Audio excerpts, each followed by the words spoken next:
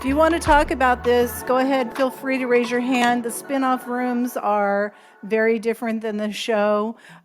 We don't have any time limits, and just a free for all kind of thing.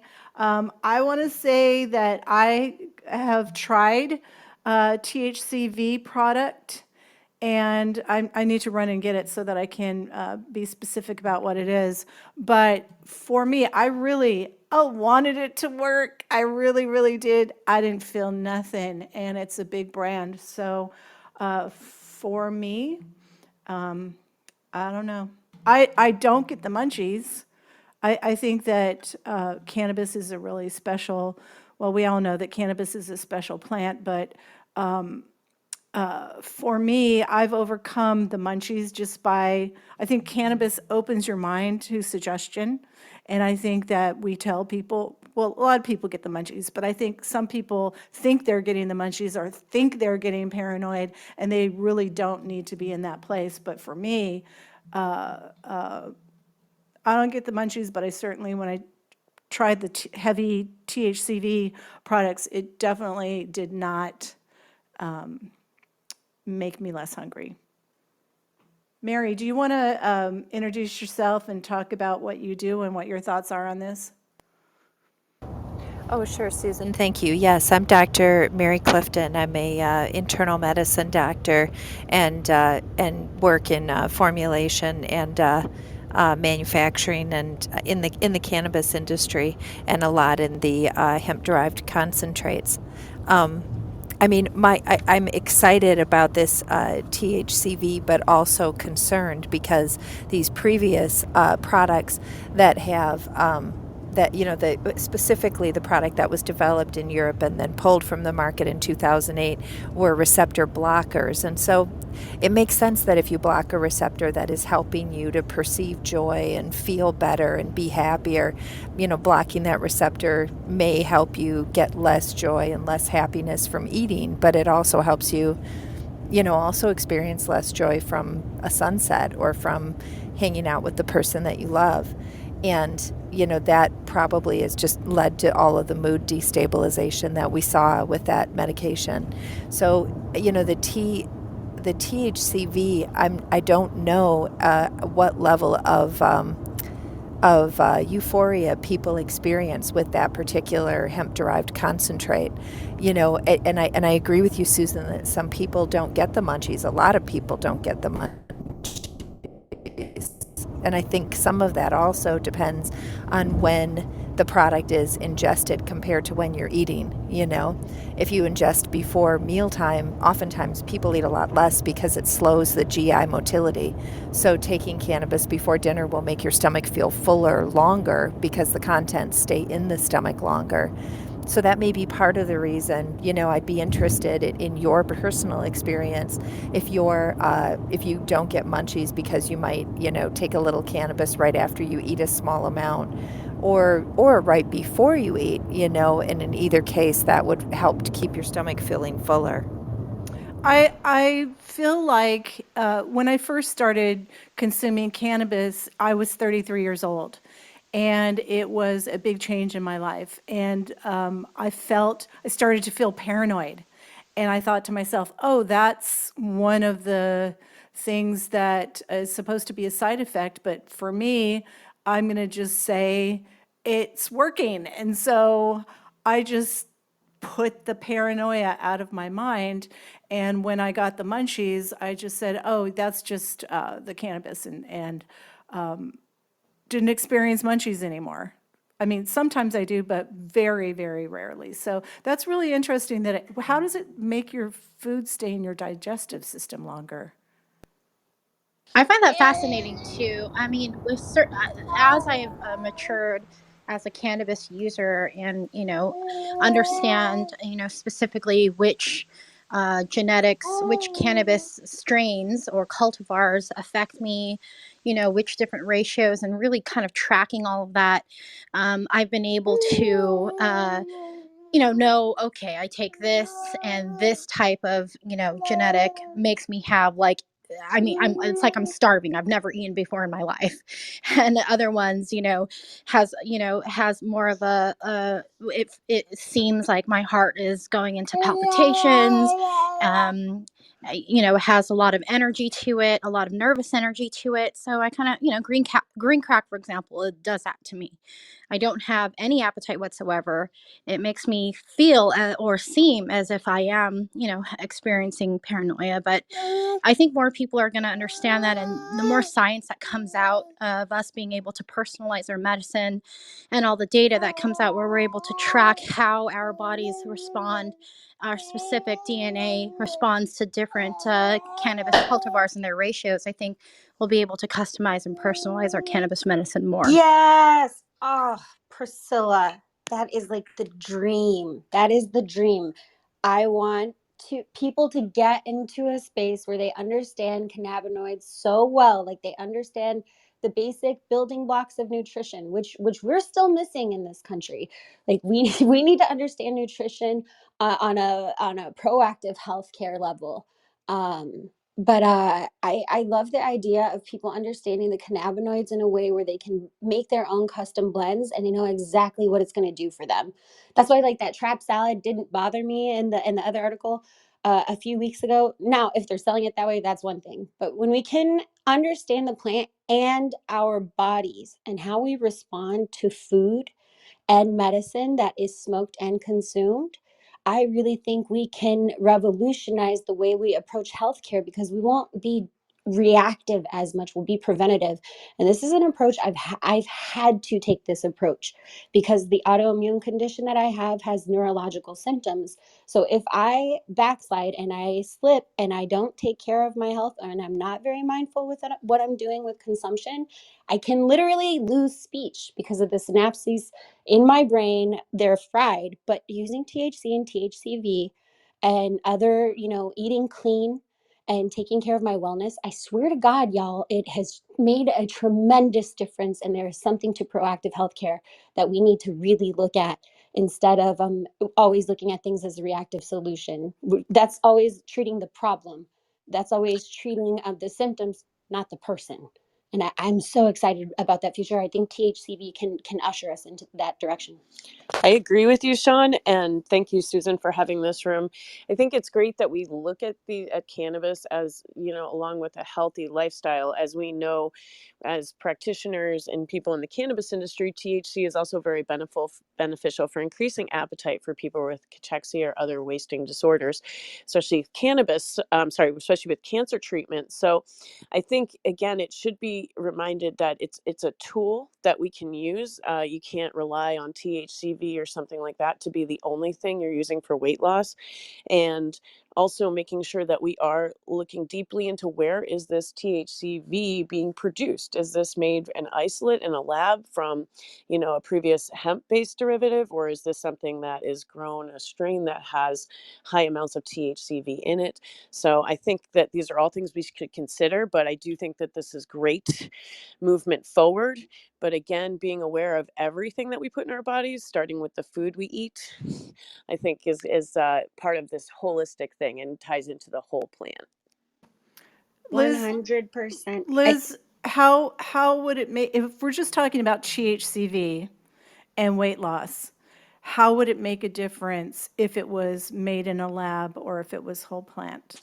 Because I'd love to hear some doctors and other feedback on this, but basically all the research that I'm aware of has been done has only been done on an isolate version. And then also, as we know with testing, a lot of these hemp-based cannabinoids that are extracted are not tested. So we don't know if there's other contaminants in it. And again, I think most of us have seen, at least in the cannabis industry, that the challenge for research has been these interactions, this effect between all of these things going on. So is it really just THCV, the cannabinoid, that's doing that? Is it terpene increased? If you're taking too much of one thing, is that good? I have a But again, theory. And Priscilla, I'm hoping as a breeder and someone into genetics, you'll be able to confirm or not and educate.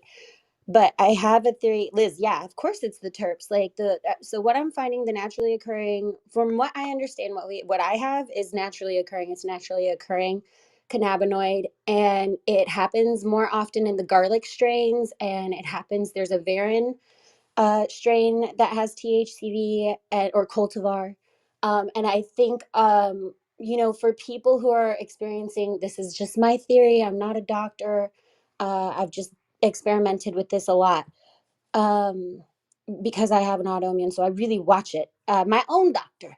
But my theory is that those citrus terpenes, when paired with THCV, are going to amplify the effect, because citrus in any kind of food is going to amplify the effects of, what we've already seen in cannabis, energy, all of the benefits that you get from limonene and those kinds of things. So I think we're going to see, yeah, terpenes do definitely play into it. All I've seen so far is that mostly it's garlic strains that have the THCV occurring more naturally.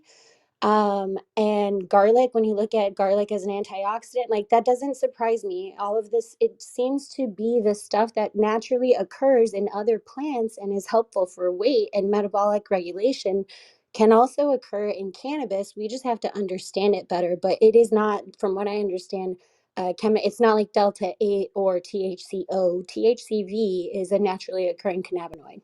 Priscilla? Can I? Yes. Oh, sure. Go ahead, Linnea.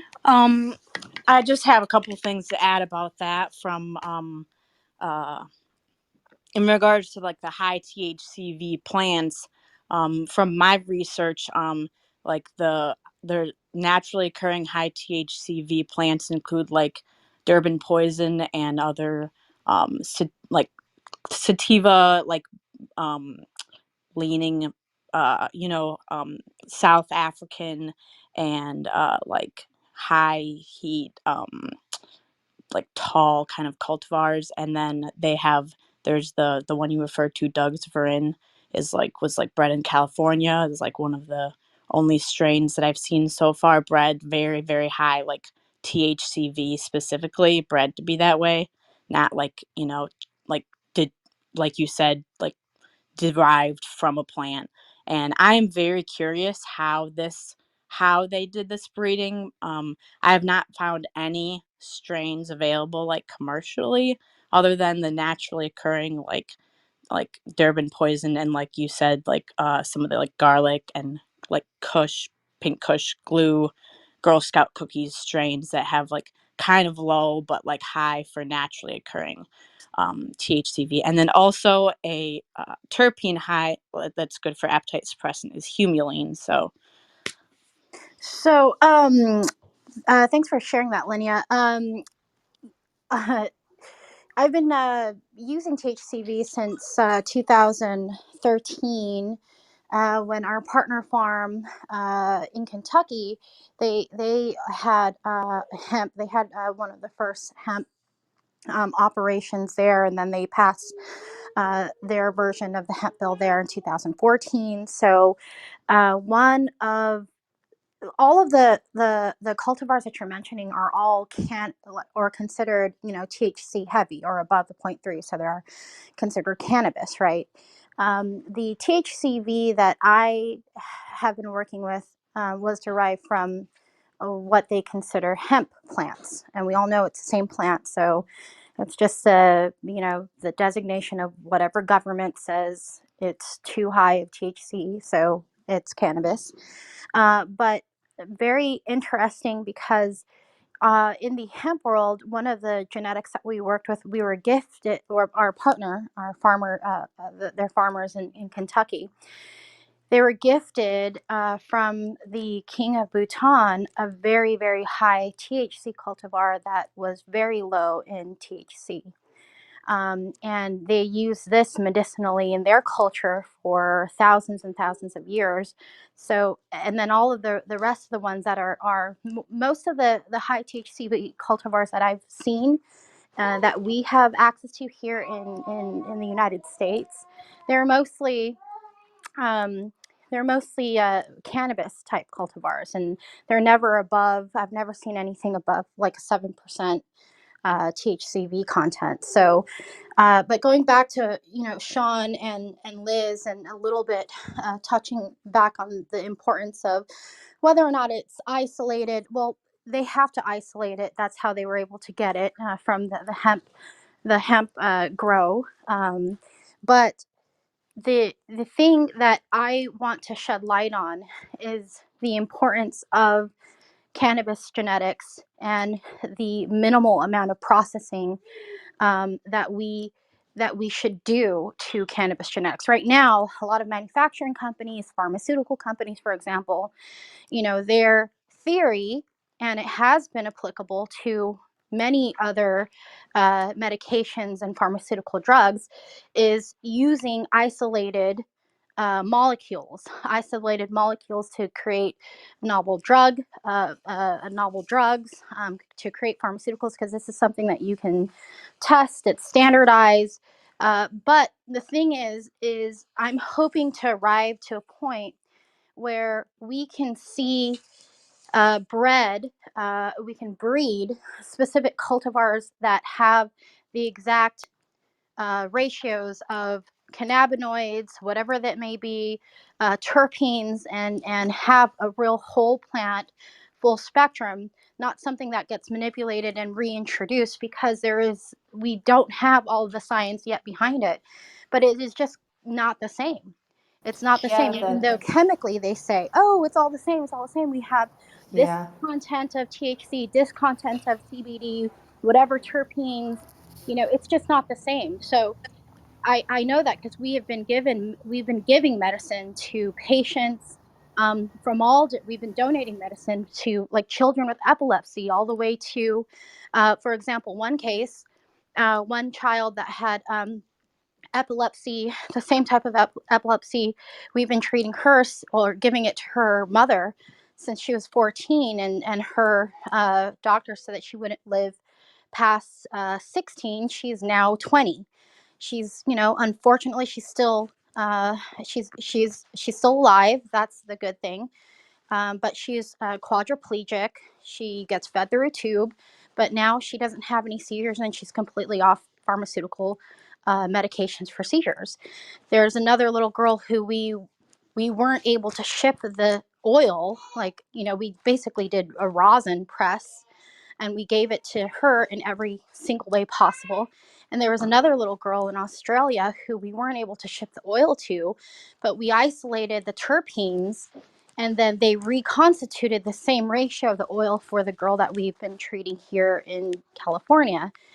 And that drastically reduced her, her seizures, but it wasn't the same reaction as a girl. There probably have been other factors that weighed in on their reactions, but how we've seen the local girl here react to every different way we've given it to her out of the same genetic, we have seen the most profound response when it is just oil that was pressed like rosin with the very least amount of manipulation. So I'm hoping that we can arrive to that point where we can now breed specific genetics, do minimal processing, and people can personalize their medicine by finally understanding how it relates to their DNA and how they react to it. I'm going to guess if this was if this was truly an NIH sponsored, FDA reviewed, they did it on a hemp-derived concentrate as an isolate, because the FDA and the NIH don't know what to do with whole plants. And my concern is that I do think that once we start to dilute down into these different concentrates from the cannabis plant, we're going to find these very powerful drugs that, heal a lot of significant conditions, cancer, among them. That's one that has very high potential with cannabis.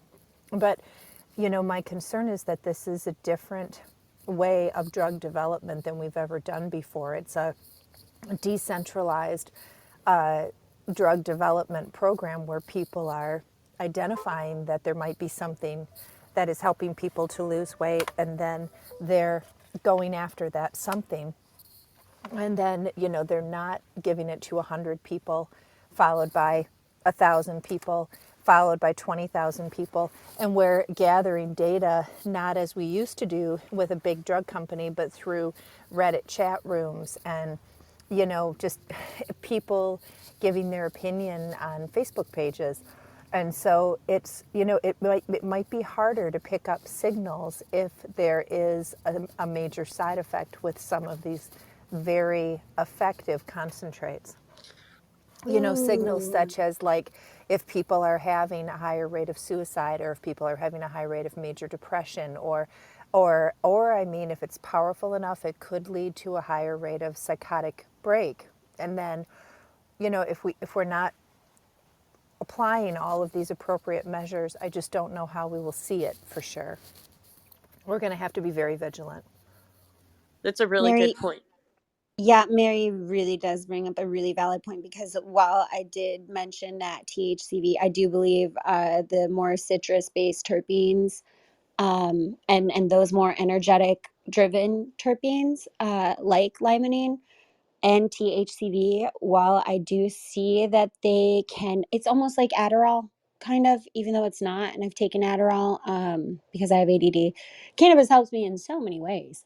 But it can, I have seen that those particular things, those more energy driving strains, and cultivars and THCV can lead to increased cases of psychosis. I have a physician that I'm friends with in San Antonio who does a lot of research in this space, and it can lead to more increased episodes of psychosis, or anyone who's predisposed to psychosis. And I think what we'll see, or what I hope for, Mary, at least, is a completely different approach to the way we treat our bodies medicinally. And instead of, because it is a lot of anecdote right now, and I understand like that doesn't always help when people don't know what their underlying symptoms or issues are, which is why it's so difficult to, I want to share all this information with everybody and like screaming at the top of my lungs. But I also, when I was bud tending, I would always tell people, you also have to understand your own body. Like I would ask people, what's your experience when you smoke this versus that, or this versus that, and really getting to know the customer.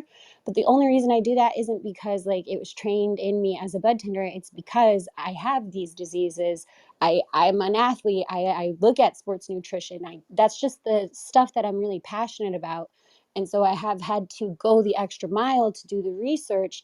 But most people don't have that kind of time or investment, and they're not. So I'm really hoping that we can start to see a balance between holistic practitioners, nutritionists, coaches, athletic performance, optimization specialists, and functional fitness, a branch between this area of wellness and supplementation and the world of medicine coming together, and food, culinary, coming together. And I think cannabis can be one of those bridges. I really do. But it is so important that we actually protect while we're setting up to create regulations, and make sure that things are safe, that we are also invested in protecting the plant medicine specialists and facilitators who have guided us to this point without the research, by experimenting on themselves.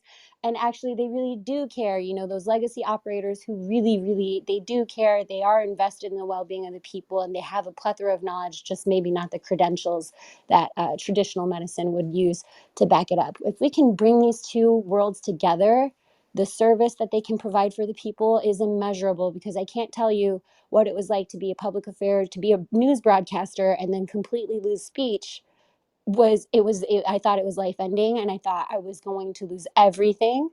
And if we can help people with their ailments that are out of their control, and bring them into spaces where they can create functional lives and start to rebuild and move forward, imagine what we can do for society. I think what we have right now in society is a plague of dissatisfaction and misery that is physically taking a toll on our bodies, in addition to viruses and all the shit that we have out there, and commercialized food and toxins that we're ingesting through agriculture. I really think we can do this right and revolutionize not just our industry, but we can get other industries to start thinking a little more clearly about the bigger picture, because to this point, I don't think we've had a full picture of what medicine truly can be, not without cannabis, at least, and Brendan, psychedelics. Brendan, have you been looking at THCV with your fruit slabs?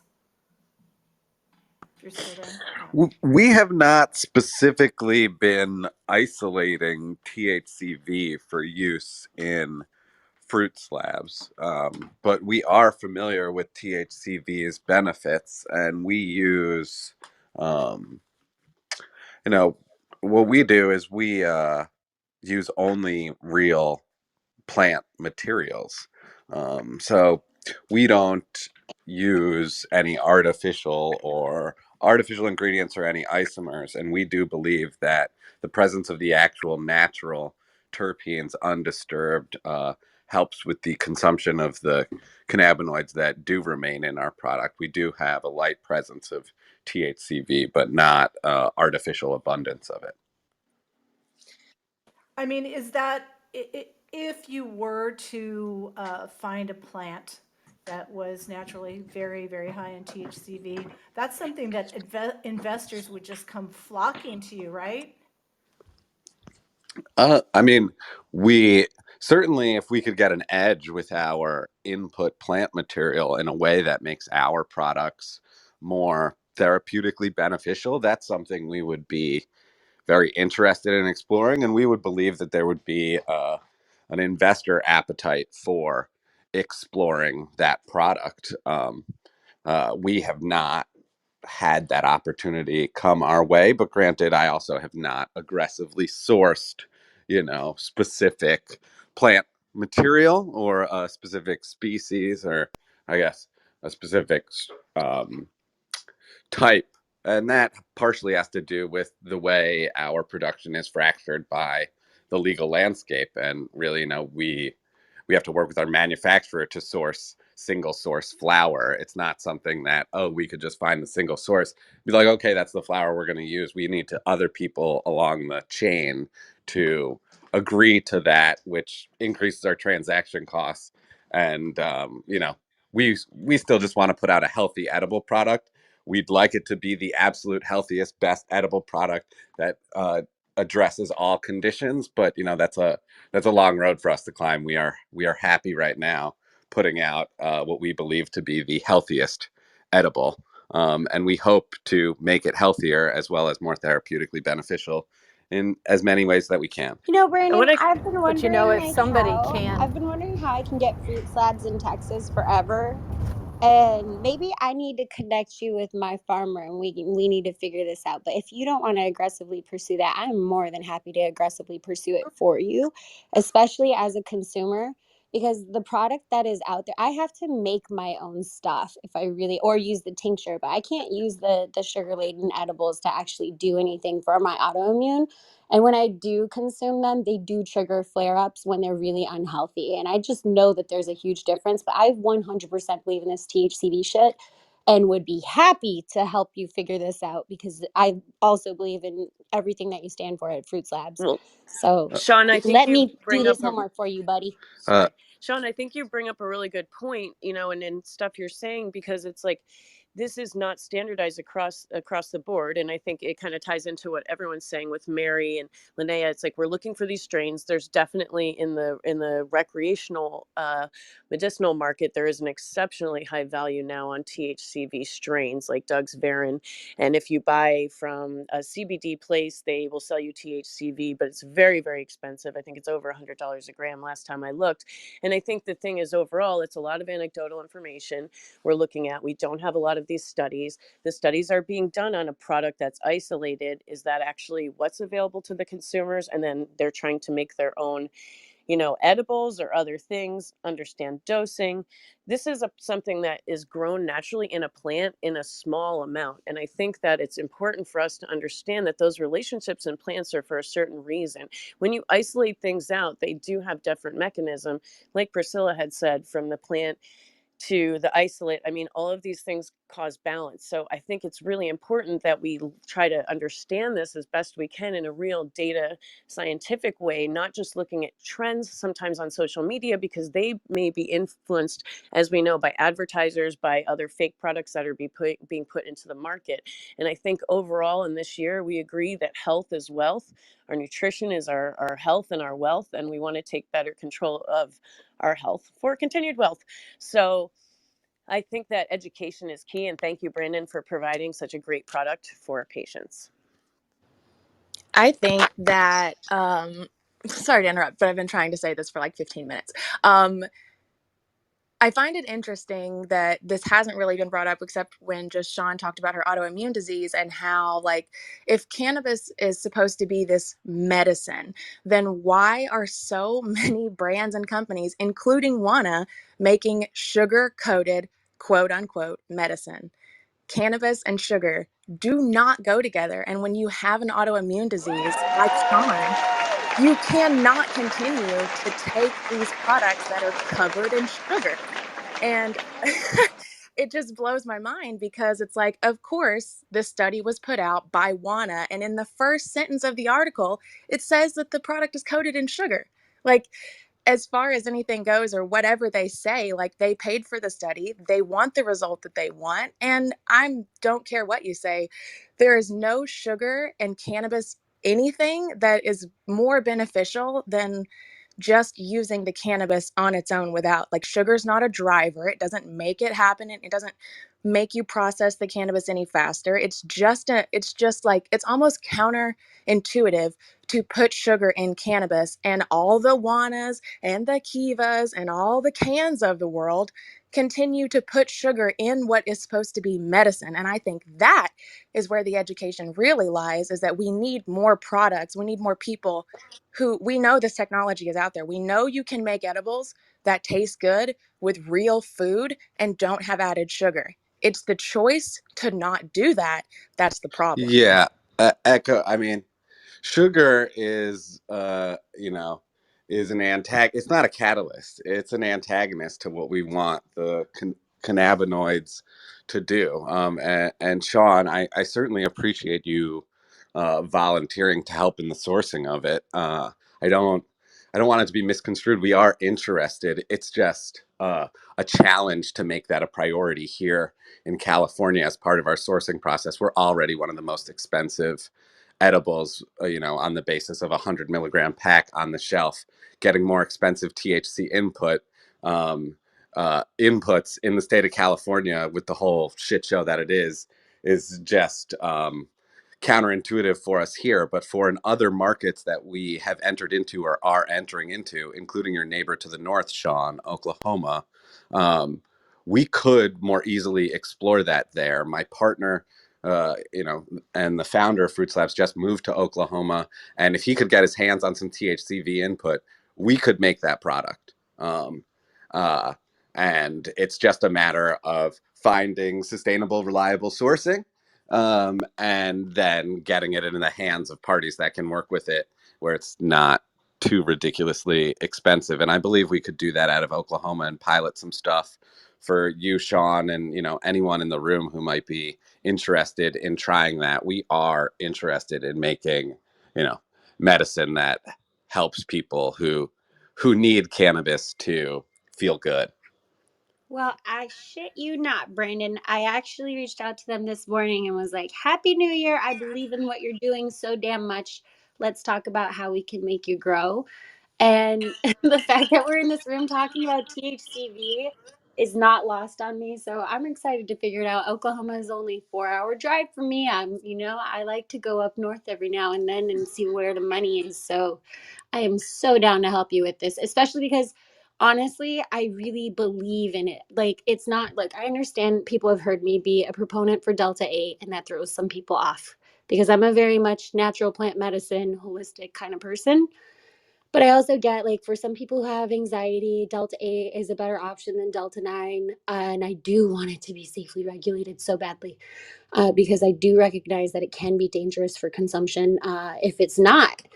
But I think like when you get the benefit of the anxiety relief, it outweighs the negative. So sometimes even with that sugar, Maggie, to your point, I think it's because what we've seen retailers aren't 100% bought in on health food just yet. You can see that even in food products that are not cannabis, because it's expensive to do it right, Right. but it's It's so cheaper well to worth make a it. gummy that costs 30 cents to make and then sell it to the dispensary for $3 and then they turn around and sell it for 15 and 20. That's 100%. what it is they fought, like Rico says, follow the money. And It's about the we need money. to do a better job at educating the consumers. I think Nicole, I think you're trying to get in, Nicole. We're having a sharing the mic issue here. Go ahead, I Nicole. was, but I didn't want to. Everyone had some really great points, so I didn't want to interrupt anybody. And it's not the news, so I don't know how to interrupt. I definitely wanted to just kind of echo what Brandon and Maggie were saying, in regards to the sugar content and the reality of sugar being on products. But we're continuously having this issue.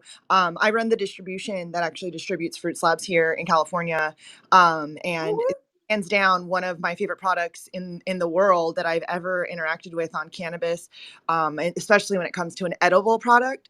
That I would say the top two products I've ever had in cannabis edibles. But and this is, I literally shit on everything, and I'm like, no, this is not good on everything that I don't believe in. And this is one of the first products that I was like, this is a fucking great thing. But getting these retailers, just like you were saying, Sean, to care is almost impossible, because the problem that we're having is the price point and the taste of these other products are keeping people from grasping and realizing that they're just literally poisoning themselves. Sean, we always go back to your conversation about Delta 8, but I think the part that I think that you are always missing when you back it up is that my statement is not that Delta 8 should not be allowed, because it is something that anecdotally does make sense to me. My statement behind Delta 8 is that without regulation, our ability to know that there aren't remnants of chemicals don't. And I'd say I would disagree with the fact that saying, oh, my anxiety's gone, so let's go ahead and get colon cancer, or let's go ahead and get diabetes. I don't have anxiety anymore. Let's go ahead and get stomach polyps, because of these high fructose corn syrups or sugars that we're continuously feeding our bodies, which are poisons. I would say, I would argue to say no. It's not always better to get a little of this, even though the other side is bad. I'd say that that's actually counterintuitive and continuum of the same problem that I have and I say with Delta 8, which is when we're going about it this way and we're not properly regulating it, and when things go wrong, it's going to be mud on all of our faces. And so when cannabis starts causing people, our edible products start causing people to have diabetes or different digestive issues or ulcerative colitis or diverticulitis or these other serious issues that are being caused by the things that we eat, they're just going to blame cannabis. They're just going to blame the fact that it's cannabis. They're not going to say, oh, well, this poorly manufactured cannabis, blah, blah, blah, blah, blah. No, we're going to get lumped in with everyone else, and it's going to be that cannabis did this. And so if we're not conscious in this rollout of this product, we will get blamed for other health problems that come along with it. You know what? I can admit when maybe I haven't seen a point of view that carries more validity. So yeah, Nicole, you know what? You're right. I can shift my perspective on that. I just really want people to have access to all the cannabinoids, and I do want us to find safe ways to do it. Access is so important, but it needs to be safe. That's my only point, is it has to be safe. And I think everybody should have access to it. I think it should be something that all 50 states have, and we need to make it easier. And that's literally why I'm on this deschedule or bust. Like everyone is, I grasp that we're fighting real hard about each individual state, but we need to be fighting really hard about a full descheduling of this product so that we can actually treat this as a product across all 50 states, where we can get the FDA involved and have actual food standards and different requirements and make it across the board, where we have a clear understanding of what this looks like. Because 90% of the people in the Delta 8 market right now are coming to take advantage of an opportunity, and either that or failed at the CBD market, and they've transitioned. Whether or not they care about it, I can't tell you. Some of them I know do, and the products, I'm not saying Delta 8 is a bad product, and I need to make sure that everyone understands. I don't think Delta 8 is bad. I think the way that it is being produced in a lot of the situations is, and my concern is when something bad happens, we're all going to fucking fall for it. I wholeheartedly agree with Nicole. Thank you, Nicole. I like to compare it like you go into the grocery store and you know that they sell certain products and that they're going to move more products and they're going to move other products. They know they're going to move the Oreos and the cereals and this and that and the other. But what the difference is in the grocery store and the dispensaries is that the dispensaries don't keep the real food products. They just keep the products that move. And that where Nicole says like this is going to be egg on all of our faces, it is so disheartening to know that if you're a patient and you actually need certain medicine, that you can go into these dispensaries and not have any options. That, like, when we say we need more education, that is so important. That is so vital because you don't go into the grocery store and think, well, there's nothing in here I can buy. I mean, maybe if you're going to Lazy Acres or, or somewhere like that, you're like, oh, there's nothing here I really want. So many people go into the dispensary and there's nothing that they can take. There's nothing that they, besides if they don't want to smoke, if they want to specifically use an ingestible and they can't use a tincture or something, there are no edible options for them.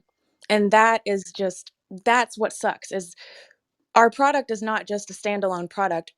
There can be so many varieties of the product. There just doesn't need to be so much sugar coated crap because how is that moving? How is that like show me somebody who's eaten Juanas every day for a year and tell me that they lost weight or tell me they didn't have some kind of adverse reaction to consuming so much sugar and gelatin and high fructose corn syrup, or they'll promote it as vegan when it has pectin in it and there's no education about if you have a heart condition or you take certain heart medications, you cannot eat pectin. You cannot. And that education is not out there. Everybody just wants vegan, gluten-free put on their edibles when there's no fucking gluten in them anyway. I agree with you, Maggie, entirely. It's like the consumers will take what's on the shelf. And unfortunately, advertising is what drives that. So people all think, I mean, if we look at it, that's where the money's coming from. So I'm going to repeat my thing. Health is wealth. And I think that we really need to education wise twist to that. And that way we can provide more of these products for people, like Nicole said, knowing it is what it is. So it's like consumer safety. It's amazing to me the amount of people that come in with health issues and are like, man, they go into the dispensary and they're like, man, I just got diagnosed with this chronic pain issue, or, I've got cancer or whatever.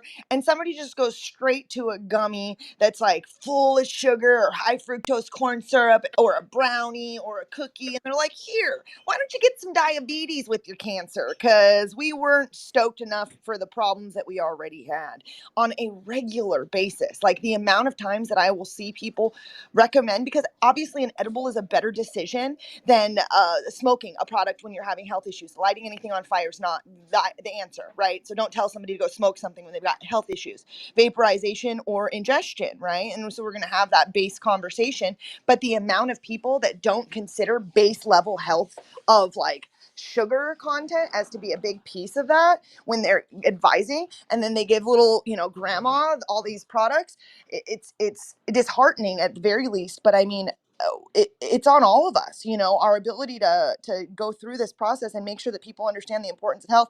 I mean, it's going to be up to some of these dispensary owners to just make a stand and be like, here's the healthy stuff. And my goal is to be the I want to have all the health food products. That's my goal for my distribution. I want to be that company that is able to provide the things that you would see at Vitamin Cottage and the snacks that you would be able to see at a Vitamin Cottage. If a Vitamin Cottage wouldn't carry it, I don't want that product. And I think more people need to stand on those kinds of ethics and those kinds of responsibilities to this industry in order for this to go forward properly, or we're literally just going to end up with other health conditions that we're going to find out, oh, the cannabis industry caused this.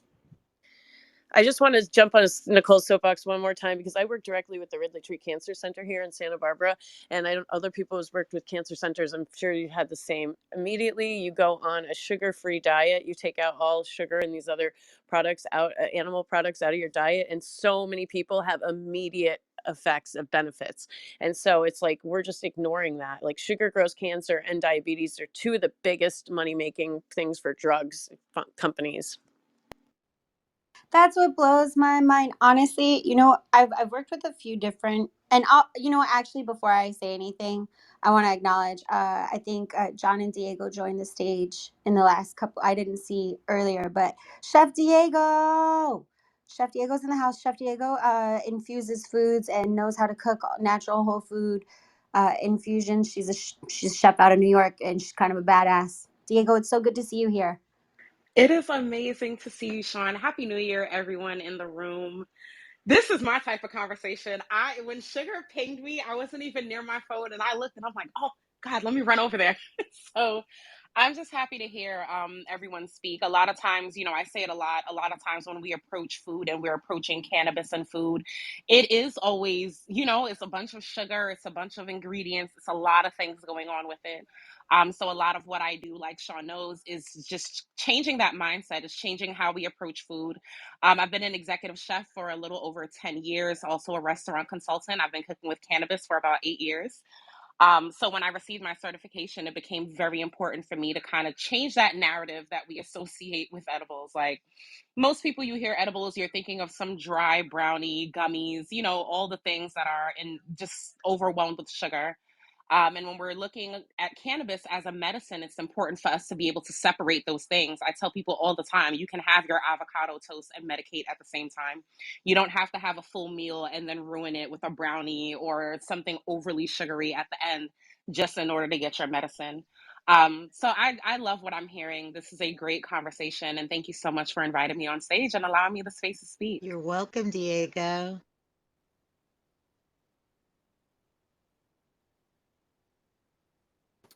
So, yeah, the sugar is a big deal. I want to go back to the topic at hand and as far as weight loss goes.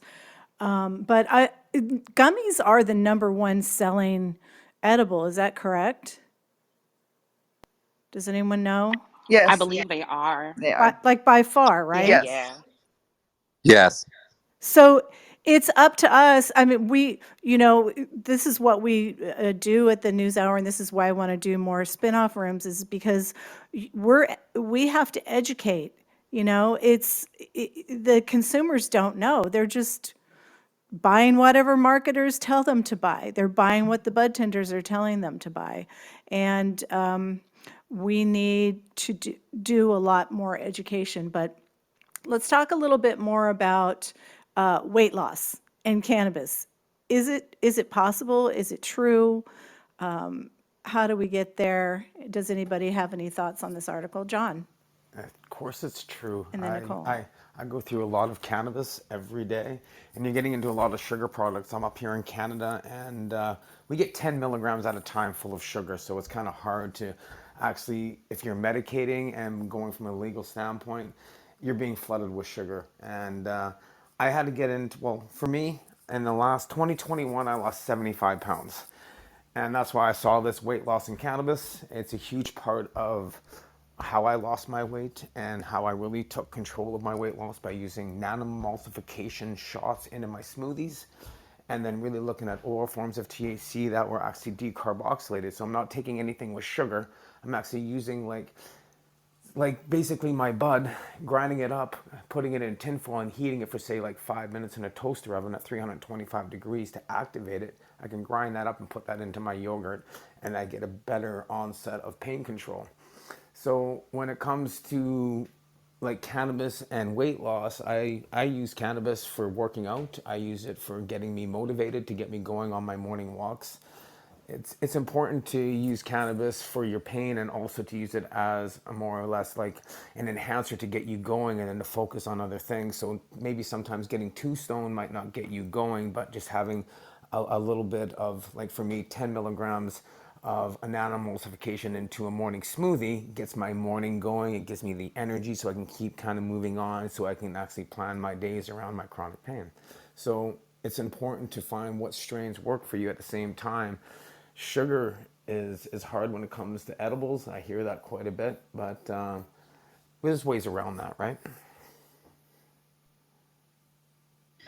I agree with John. I lost 65 pounds in 2014 with cannabis, and I continue to keep my weight loss off. I lost a total of 81 pounds, 16 of them from belly dancing and all of that. And cannabis helped me with that.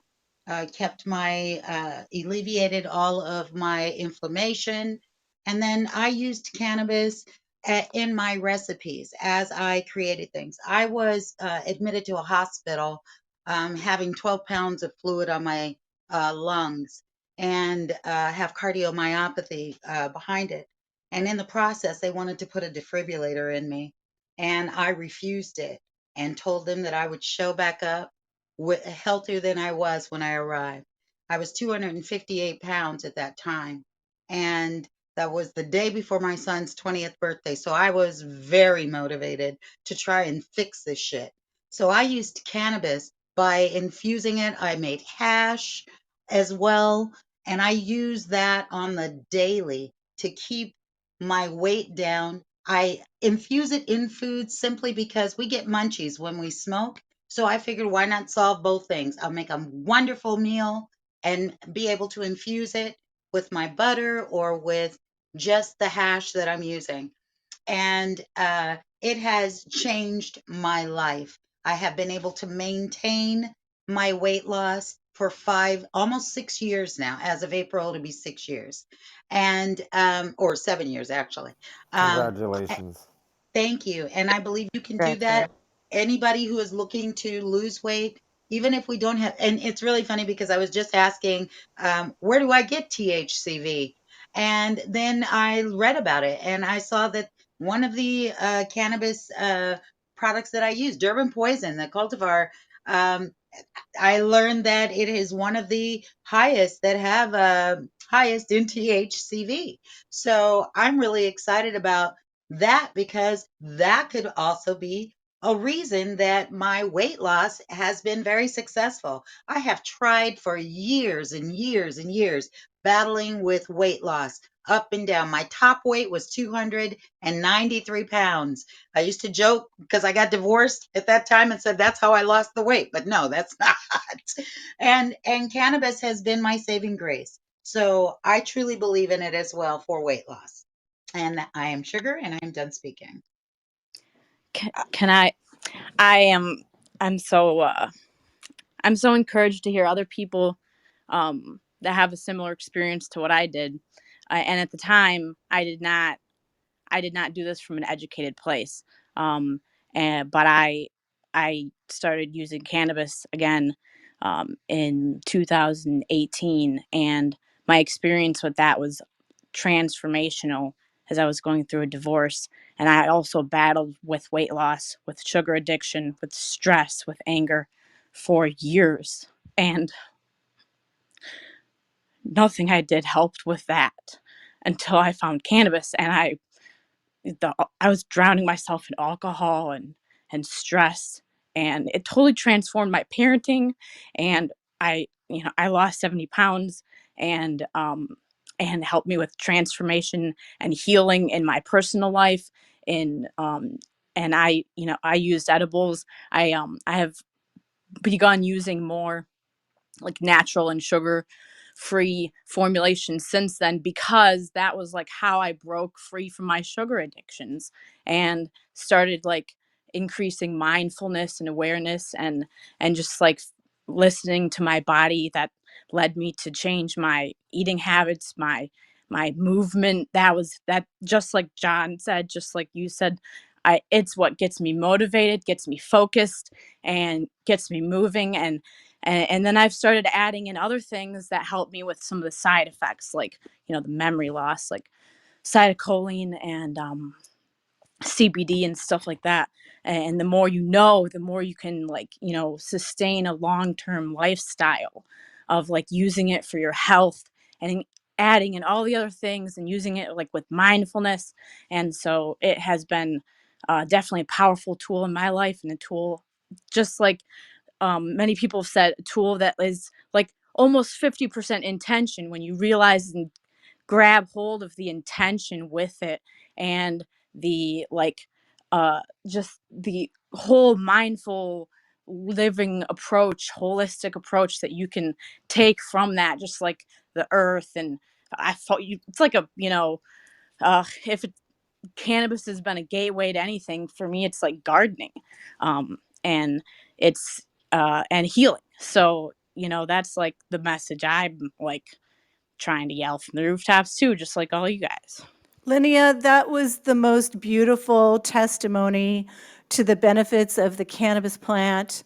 Thank you so much for sharing that. If you don't mind, I would love to make a clip of that and use it if that's okay with you. But that was just beautiful. Thank Absolutely. you. That's like all that, that's all I want people to hear, because I was trapped in that stigma for like 15 years. And there's a lot of people that are my friends and my family and your friends and your family, and they don't understand. And even coming from just like a over just fun recreational place, I think you can find wellness. Like, and I also want people to like grab hold of that, like where you just like find cannabis because you like want to have a blast, but then you like find like health and I think just somebody saying that is that bridge. And it was for me. Somebody like, cannabis is medicine. I'm like, holy shit, cannabis is medicine too? What the fuck? Like, everybody needs to know this shit. I love that so much. Thank you so much. I know, Lisa, you've been trying to get in. Did you want to say something, Lisa? Yeah. What I wanted to say kind of follows along with what Linnea was just saying. I'm a nurse. I've been studying cannabis medicine, reading a lot of articles every day. And one point I wanted to make was on the isolate versus whole flower conversation, that there is a lot of research out there that shows that people that have been using an isolate have to take higher doses and have a lot more unwanted side effects than when those products are replaced with whole flower products. My other comment was pretty much exactly what Linnea was saying, that I think if you want to use cannabis as part of a weight loss journey, that it has to be more of an approach of endocannabinoid system balance, and that it doesn't have to just be the cannabis that gets you there, whether it's the THC, CBD, THCV, that there's a lot of other practices that go into a healthy endocannabinoid system, that cannabinoids can supplement for us, phytocannabinoids can supplement for us, but without making a lot of changes to your diet, your exercise, your stress management, you're just fighting the same battle as using diet pills or any other diet supplement. So that was just what I wanted to add. Thank you, Susan. Thank you so much, Lisa. I want to be mindful of everyone's time. We have reached the top of the hour, and I know a lot of you are really busy. But this is such a great conversation, and I'm here. We can keep it going. I was wondering, what I said at the beginning of the hour. For me, I know that cannabis opens our minds, and for me, I went from being a a very conservative Republican Mormon Orange County soccer mom, and then I found cannabis, and it took a while, but I did a 180-degree pivot from the way my mind thought earlier. And as I said also earlier, that I feel like I could just, when I got paranoid or when I got the munchies, I just opened my mind and said, hey, that's just the stigma, and I'm not going to buy into that, whatever. Wonder if there's anybody, maybe trying to focus on THCV isn't the issue, but what about cannabis and hypnotism combined Ooh, to help see, us lose weight? maybe not even just hypnotism. I mean, hypnotism sounds amazing. I think that can definitely be an option. But you know what I loved about Linnea's story is that it really illustrated, and yours too, Susan, is that it illustrates the power of presence. And I think the thing that cannabis helps us do, why it really leads to weight loss, yes, like the phytochemicals and all of this, it can actually help. You can help your metabolism as a food nutrition and a whole food, all this. But I also think one of the bigger reasons that it actually does this is because it helps us to tap into being fully present physically, mentally, and even spiritually, regardless of what your belief is. Even if you're an atheist, you still have a spirit somewhere in there, you still have a consciousness, and it helps you to tap into this. And when we're able to tap into presence in this way, and really be honest with ourselves about what our physical experience is and what we're doing to contribute to it and how we are taking away from our physical experience or amplifying it, I think we can really uncover our own personal formulas. So even without necessarily having to be hypnotized, when we become truly present and conscious of our consumption, whether it's cannabis or anything, we see the results magnify in our well-being if we choose to make conscious decisions to choose wellness. So I love this so much, and I just feel like that is amplified through cannabis. I love to think of it. I know we get elevated when we smoke it, but one way that I love to talk about it with clients is it's an earth plant. It's meant to help you reground and reconnect. And that's why it feels so centering for so many people. And I know people at first, when you get into adult use, maybe you're just experimenting, or like even with psychedelics and psilocybin or even DMT, some people are just looking for the trip and just to have fun, and they stumble into the medicine. And I think when you learn how to be present, it's not really a stumble. It's just the only way you could arrive at the medicine. You had to come in that way because you weren't comfortable yet, but it's always medicine. Or in medicine in the sense that medicine for the soul, the body, nutrition from the earth, not medicine in the sense of the pharmacy and you have to be restricted to have access to it. It's a plant. And it's fucking amazing when we get really present with it, and the results are incredible. And I loved what you guys had to share about being present and then seeing what the results were when you became truly present with the plant and what it was doing for you and how you could better use it to amplify those results. I like it There's when a you think you're really just great getting book. high, but you're taking medicine, you realize later. There's a really great book that I would encourage everybody to read called Plant Spirit Medicine, and it talks about how the cannabis plant, among all plants, just like Susan's book, What's Growing in Grandma's Garden, all of the plants that we encounter have a spirit, just like we have spirits and animals have spirits, and much people don't believe crystals have spirits too, but these kingdoms that make up this organism on this planet are actually supposed to coincide and work together. So the plant spirit is, that can definitely be another room, Susan. But the spirit of the plant is what is sacred and what helps people and what works with people. They're called to the plant because the spirit of the plant is calling out to them. And just like any other plant medicine that you use, it can be abused just like anything that can be abused. Yeah, Maggie, I was just watching a documentary and learned that trees can talk to each other Yes. and feed each other nutrients that they're lacking. And the aspen trees all over the entire world are connected by one root system. So if you touch one aspen tree, you're connected to all of them. This is what our indigenous ancestors knew, believed, and literally fought to keep every day to make sure that they could keep those sacred plant relationships. And as we can see, like Nicole said earlier, this is going to end up on our face if we don't do what's supposed to be done. We can see that exactly with what happened with the tobacco plant. The tobacco plant was sacred. It was used until it was co-opted, used for marketing, chemical induced, and now it causes disease. It's not the tobacco plant that causes the disease or the plant spirit. It's all the chemicals and additives that are put into the tobacco. So this is like history repeats itself. If we keep doing what we're doing, we're going to see cannabis have the same reputation, or could have the same reputation that tobacco has, if we keep going with the way that we're going and keep putting all these additives into everything. Oh, Maggie, I love what you Awesome. had to say so much, and it's always so indicative when you pick up those vibes. Like, does a person in the industry consume the plant? Does a person in the industry respect the plant? Does a person in the industry respect the people who are connected to the plant? And if they don't meet those requirements, then you have to ask yourself, do I really want to get in bed with this person when it comes to business? Because the cannabis industry will eventually, if at least in America, I just don't see us breaking free from the pattern of industrialization. And that's why it's so important for craft operators, small businesses, and legacy and legal operators like Brandon and Fruit Slabs they really give a damn. It's so important for us to be the good stewards, because there are going to be those players who are really in it only for the money, and they're still going to move forward. We're not going to stop them. It's just on us to focus on how we can also move forward in amplified ways. I Can I think just say that it would be great if we all think, as we're thinking about the plant being a medicine, that we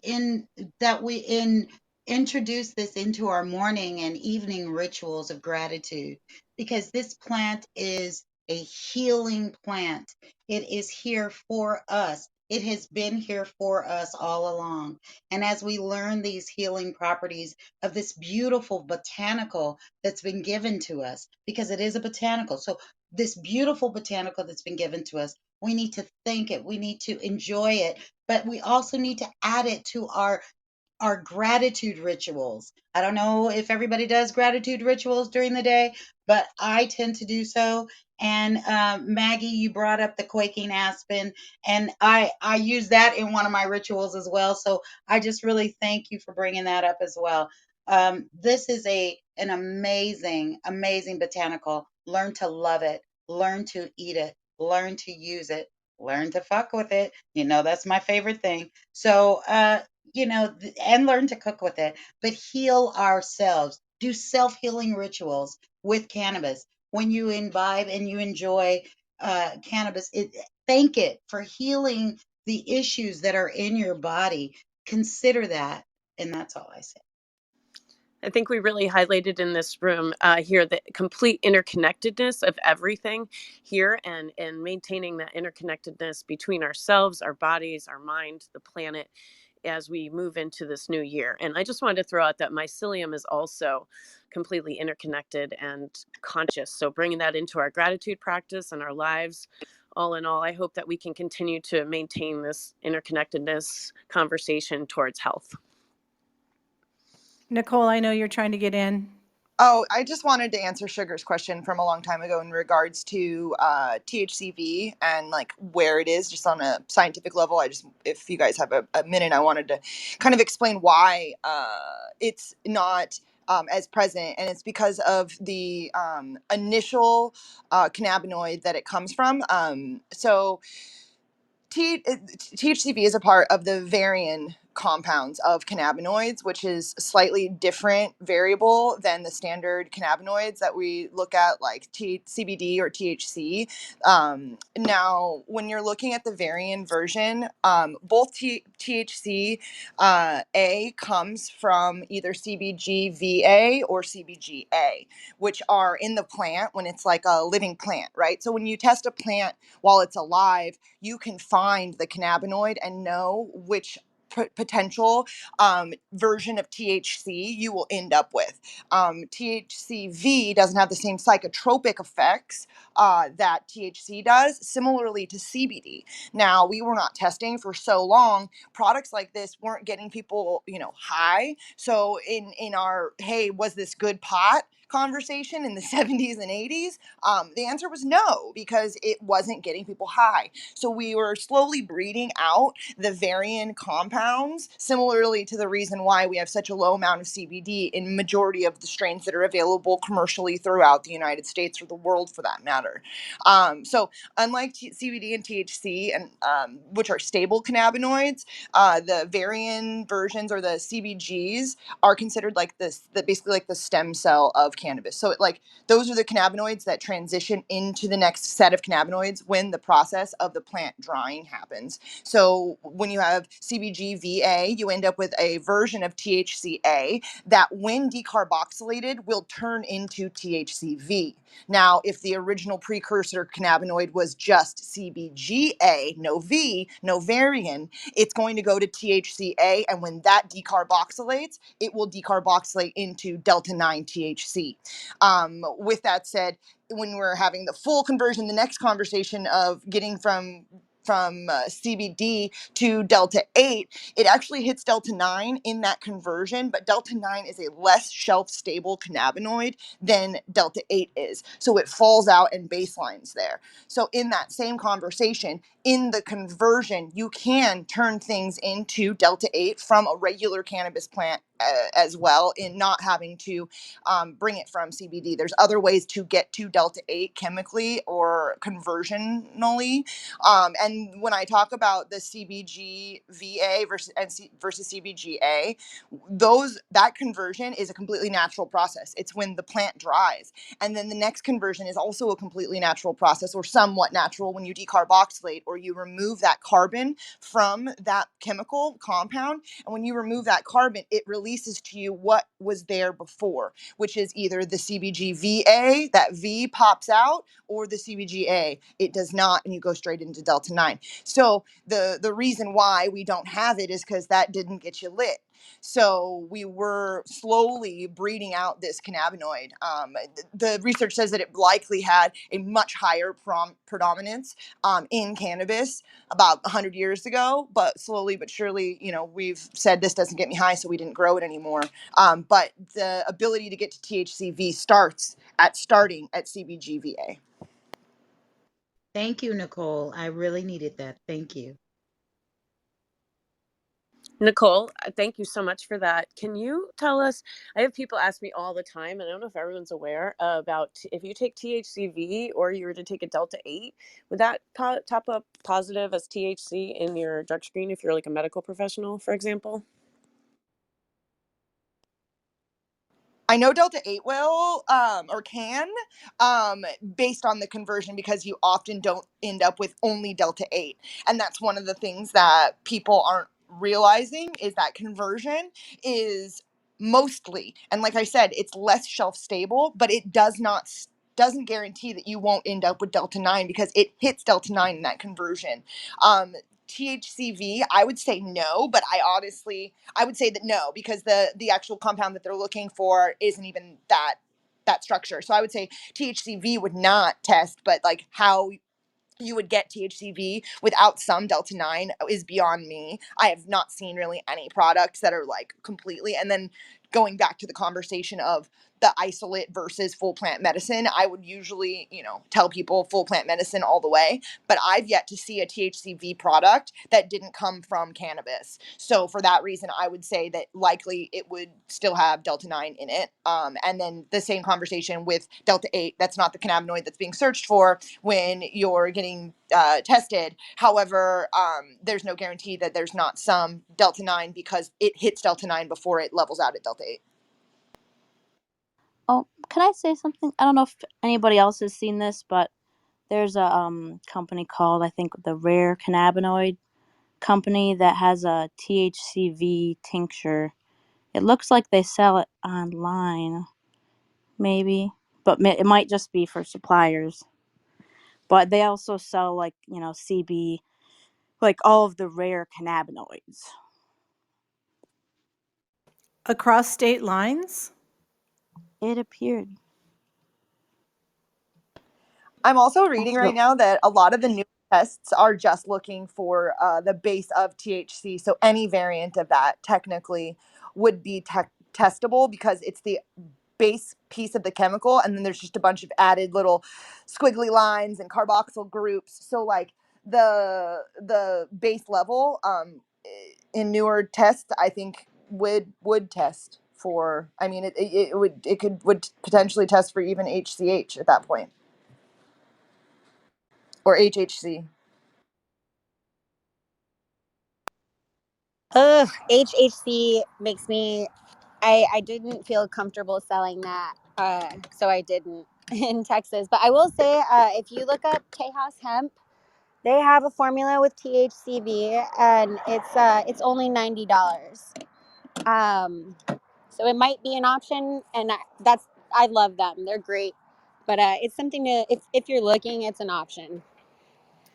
I would be a little sus of a vendor who's selling all the rare cannabinoids, just because I'm just kind of like, how are you actually getting them? All Why of would you them? feel How is Why that? would you feel okay with Delta 8 but not HHC, if I have to ask? You want to know? It's really because of the anecdotes and the stories that I've gotten from consumers, and then also the products that we had with Delta 8. Some of the farmers that I know who are putting their names on the products, I trust. And I do believe that the product that I had access to is clean Delta 8. It's one of the very few. As far as like as a whole, like Delta 8 and gas stations, that really does concern me. And I warn people all the time, like when people ask me what do I think if they get anxiety with Delta 9 THC, I tell them, I say, well, it's really unregulated. You need to look for COAs, and you also need to understand like who your source is and that you're getting it from a source that you trust. So when it But comes to why would it Delta be 8, different than Delta 8? Like, and that's the part, like, on a scientific level, Sean, like, it sounds like all of your responses to HHC and saying that that didn't make you feel comfortable, but you've been touting and arguing regularly about for the use Delta 8, of Delta 8. It just, I mean, honestly, it's super counterintuitive to your point. So I'm a little confused. the HHC only because I don't know anyone directly who's making it in a way that I know seems the like it person would who be invented safe, it. and I I know the don't know person who it. discovered it, and he's one of the smartest human beings I've ever known in my life. Probably one of the most ethical producers of cannabis products that I've ever known as well. And I still think it needs to be fucking regulated. I mean, I'm with you, Yeah. Nicole. I'm with you. I don't know someone who's making the HHC directly Sorry, who is. Christopher, I didn't mean to unmute you. Sorry. Did you want to say something? Or was that Brandon? Uh, I I, mean, mute well, you. I was going to say something about HHC or HHCA, and just, yeah, it is very unregulated. Nicole's acknowledging she knows the person who discovered it. There's also somebody that owns a patent on it, and anybody who's making it is violating the patent unless they license the patent. And I would know for a fact who had licensed that patent and who hadn't. And Ooh, the people so maybe making my it spidey haven't. sense. Maybe that was my spidey sense being like, stay away from this. But yeah, there's HHC in other markets, and because I didn't know who was making it, I was like, nah, I don't know, and I can't recommend. I can only recommend what I actually know and products I've actually tried, and I because I otherwise don't want to poison consumers, and I'm not gonna risk my reputation like that. When I speak on Delta 8, I am speaking for like those small operators. Nicole, I think you're right. It is only 10%, and that's a reality I've had to come to terms with over the last couple of months, because when Delta 8 first rolled out, I was also like, no Delta 8 until we actually know. But the ones that I have found are sourced and they have the COAs and I trust them, but I don't trust all Delta 8 manufacturers, just like I wouldn't trust all HHC manufacturers. It's not the cannabinoid or the process. And you knowing the person, I can't wait to hear you like Let's go into the It's let's science. it's the same person that owns the patent. I'm almost certain. Scaldone owns it, doesn't he? Brandon. It is. Scaldone is the discoverer. Someone else holds the patent. They're in a Okay. business relationship with Mark. Okay. But Mark yeah, if you're Scaldone is not one of the getting, smartest humans I've yeah, ever met. if you're not getting it from a party affiliated with Mark Scaldone, then you don't have legal rights to practice that patent. Which is the most amazing part of this whole conversation. But yeah, no, that Mark Scaldone is the person who discovered it, and literally one of the I recommend anybody in this room Google the dude. If he'll give you 5 minutes of his time, you will be that much smarter just by listening to him. Hands down, one of my favorite people to follow. And anything that he has as far as the new and upcoming is amazing, and he's a super ethical business person and a scientist and just like a really cool dude. And I do know that the manufacturing of that can be just as safe as the manufacturing of Delta 8, but it still needs to be regulated.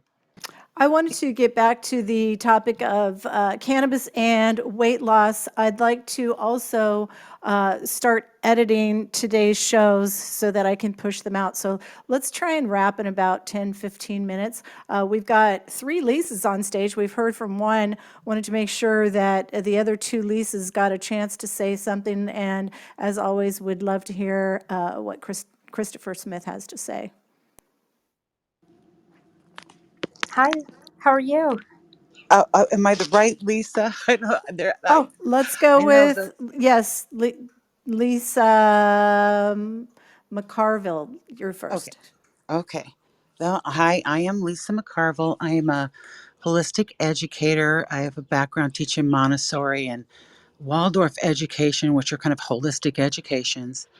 Um, but I also have another hat of I'm very interested in yoga and meditation and studied Buddhism and Oh, I don't want to have to tell you my whole life story or anything, but I kind of stumbled upon this restorative yoga as I've aged and gotten older.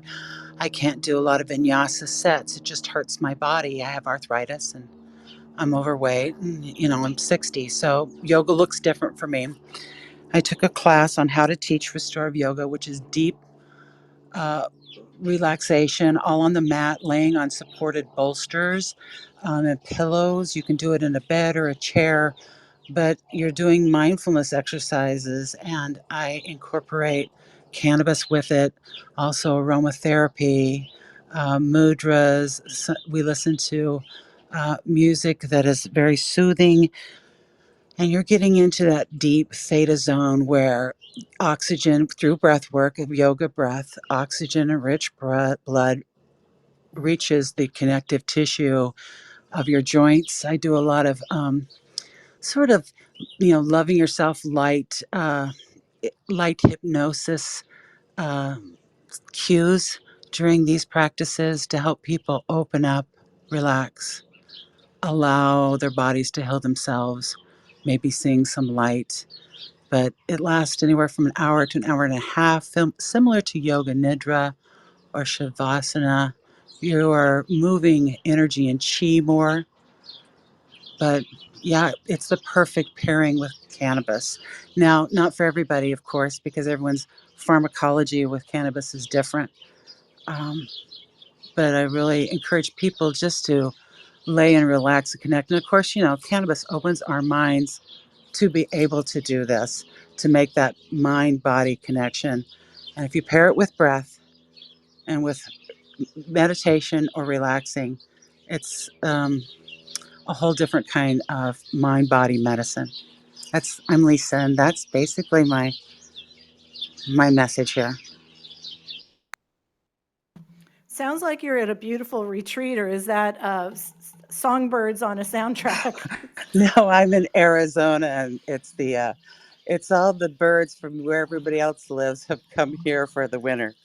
Oh, nice, nice. Let's hear next from Lisa Kendall.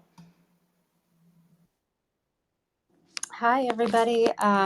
I love this room and this conversation. Cannabis has literally saved my life. I'm healing from chronic migraines that I've battled with for the last 11 years. And by microdosing throughout the day, it has allowed me to be fully functional in my work and present with my kids. And I am always trying to destigmatize. Um, destigmatize the drug. I'm reading an amazing book right now by a scientist who he set out to, it's called Drugs for Adults. I don't know if anybody's familiar with it. And he set out to prove his thesis that drugs were dangerous. And as he set out to prove his thesis, he found that, what we all know is that they were the best holistic medicines. It's the contamination and the way the government has dealt with it that is been its downfall. But my own struggle with headaches had led me on a journey of healing. And now I combine cannabis with therapeutic art. And, anytime you can empower somebody to take healing into their own hands and to use, something without chemicals and something that's not going to have the repercussions that so many of our pharmaceuticals do. It's so empowering for people.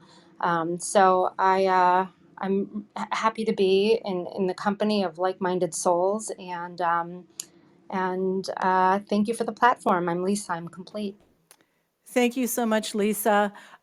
So Christopher Smith is just such an amazing storyteller, and he's the one that brought this story to the State of Cannabis News Hour this morning. And I wanted to just give Christopher an opportunity to wrap up this room with his thoughts on the topic. Well, thank you, Susan. It's an amazing room. I feel like whenever I hear Nicole and Brandon and Sean get going on a subject, I feel like I'm back in school. And I wish I went to your school, by the way, and not the ones that I went to.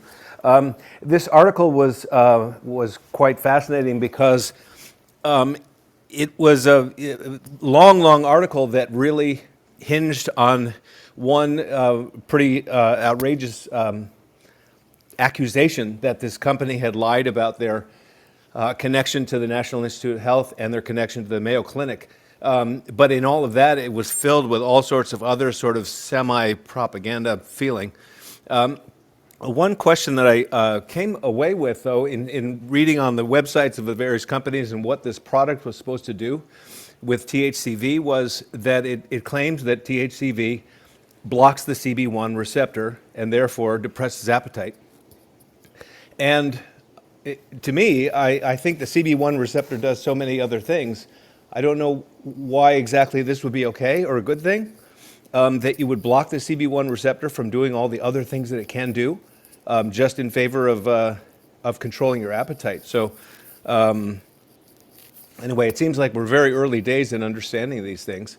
And I would certainly like to hear more at any opportunity about isolating the cannabinoids, taking them out of the sort of entourage effect, theory, isolating them, scientifically, I suppose, and I don't know, watching what happens when those things are unleashed. Thank you, Christopher. We are going to go ahead and end this room. If you haven't already followed the club, make sure you follow the club. We have our news hour every weekday at 9 a.m. Pacific Standard Time, and I've got a group of the most amazing correspondents. We've got over 11,000 minutes of a show that we've done. We've got 184 episodes. We've done over 2,000 headlines.